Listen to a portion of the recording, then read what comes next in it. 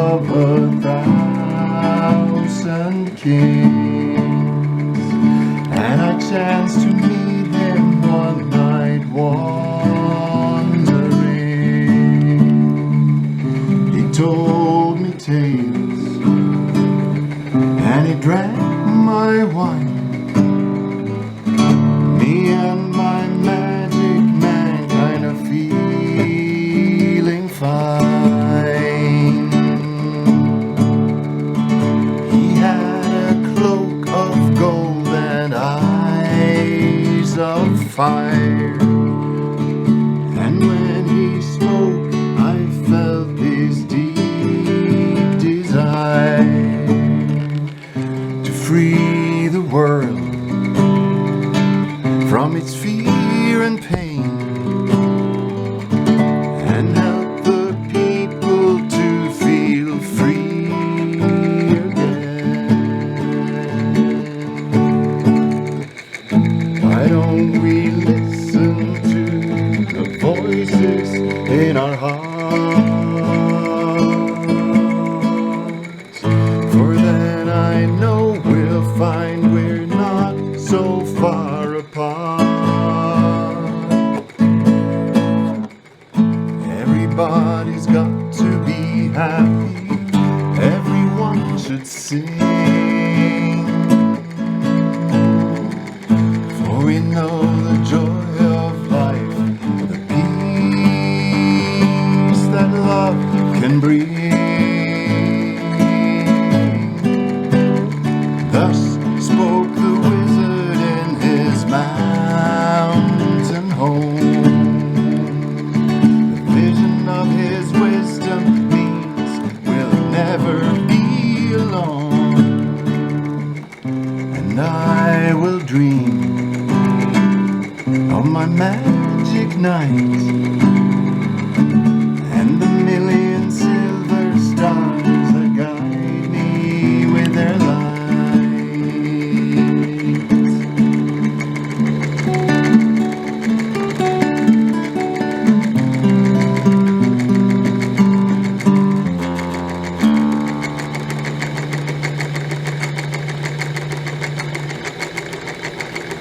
Hi, and welcome to the David Alexander Infinite Energy series here on YouTube.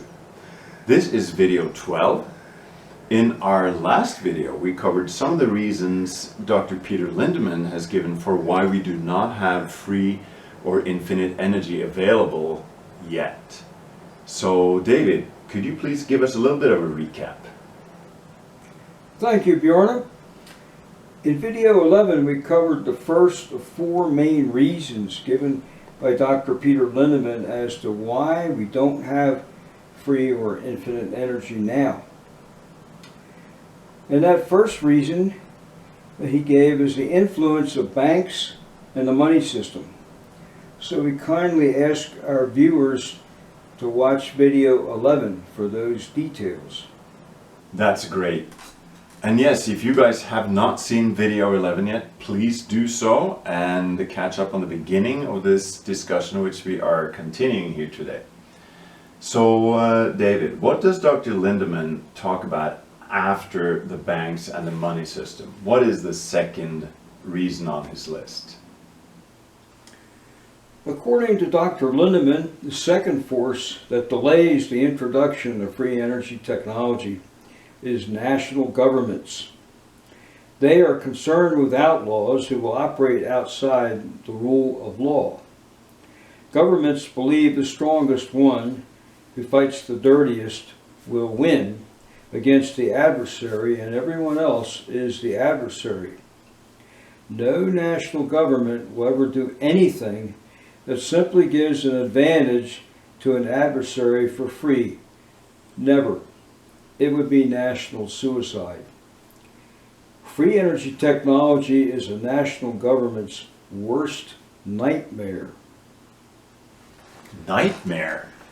That's a strong word. And why is that? One would think that something like free or infinite energy, which has the potential to solve virtually all the world's problems, is something that would and should be welcomed.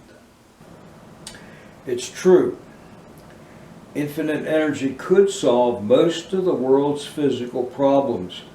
But because of the present day fear between nations, any country would feel intimidated if any other country obtained free energy. Everybody will want it, but at the same time want to prevent everyone else from getting it. You know what that reminds me of?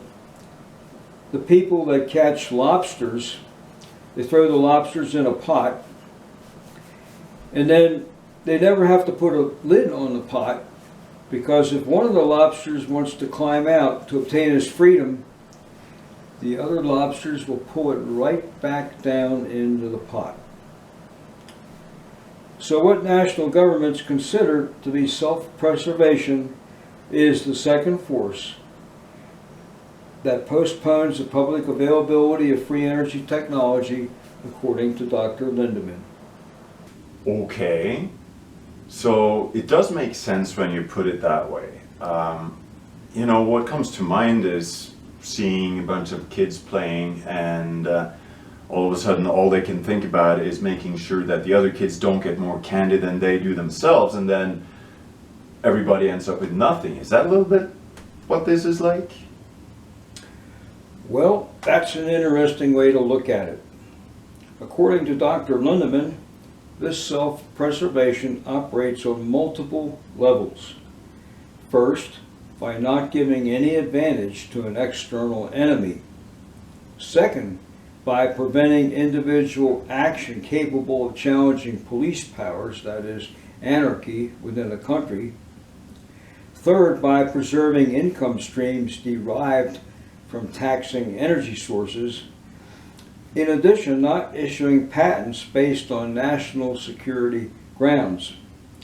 Harassing inventors by different kinds of intimidation, as mentioned in video 11. All of these make it impossible to build and market a free energy device. Sounds familiar.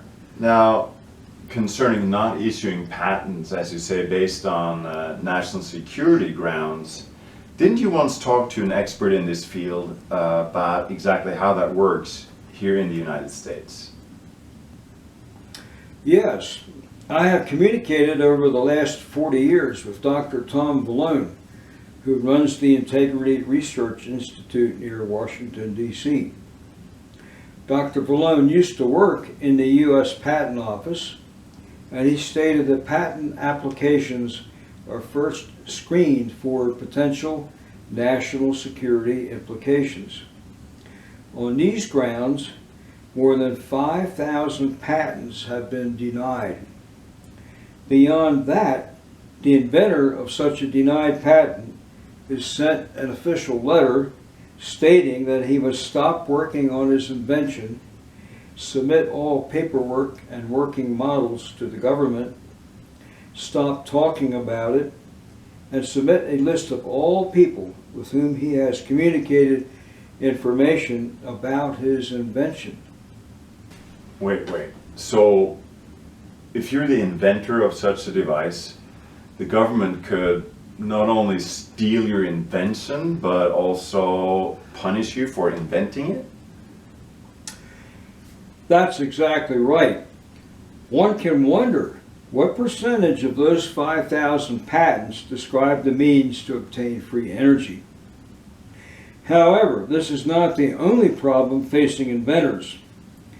The third force, which operates to postpone the public availability of free energy technology, according to Dr. Peter Lindemann, consists of a group of deluded inventors and outright charlatans and con men.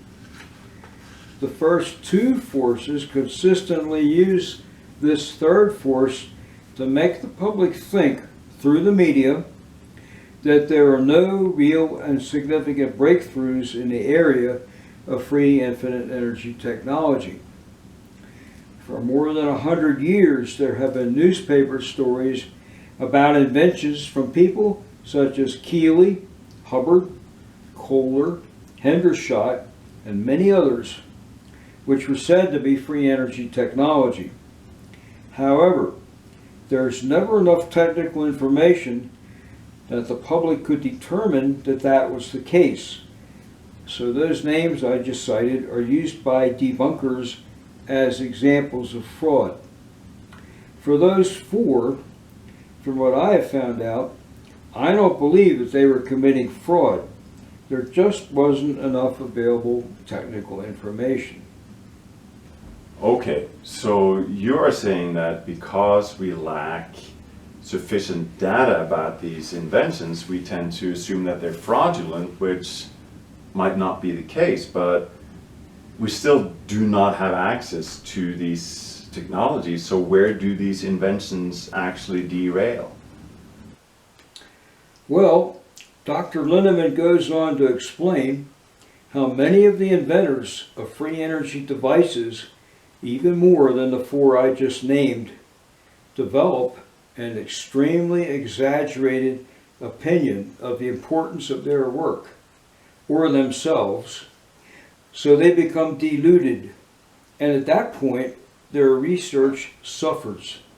Their personality becomes warped, and they are not able to do any more good work.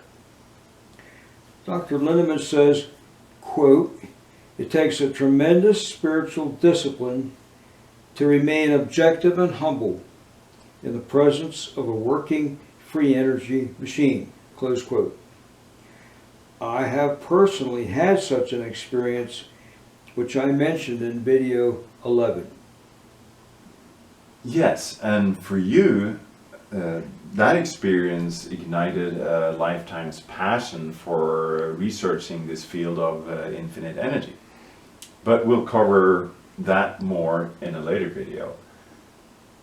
What you just mentioned, David, does explain what happens in cases where the initial work or discovery was genuine, but what happens in the cases where the people are just out to grab your attention or your money by doing outright fraud?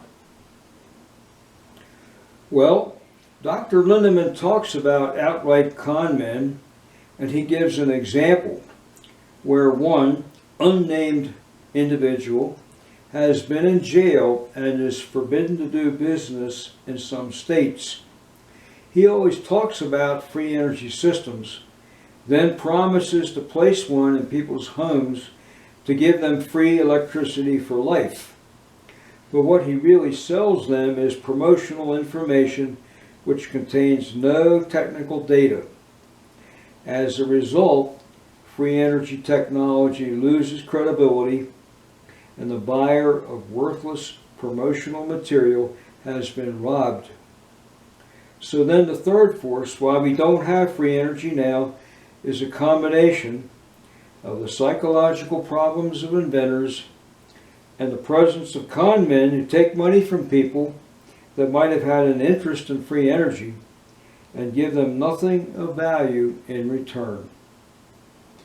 Thank you, David, for leading us through these next steps from Dr. Lindemann's article, being the interplay between nations and the psychology of the inventors. So we are going to wrap here for now, but we are not quite done with Dr. Lindemann yet. David, what can our viewers look forward to in the future?